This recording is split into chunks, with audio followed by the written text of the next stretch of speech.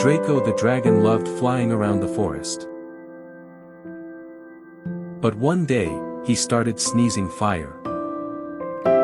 Achoo! Trees and bushes caught fire everywhere. The forest animals were worried about Draco. "You need to see the wise owl doctor," said a rabbit. Draco flew to find the wise owl doctor. "You must have an allergy," said the owl doctor. "Allergies? What are those?" asked Draco.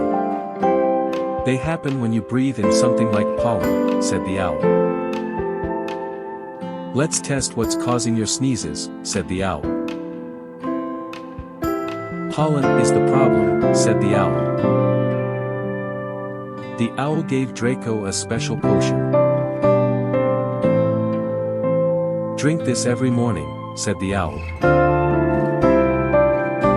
Draco started feeling better after the potion. He stopped sneezing fire and lighting fires.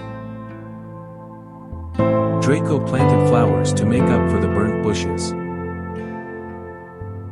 The forest became even more beautiful. Draco learned to carry his handkerchief everywhere. The owl taught Draco more about staying healthy. Draco shared what he learned with other dragons.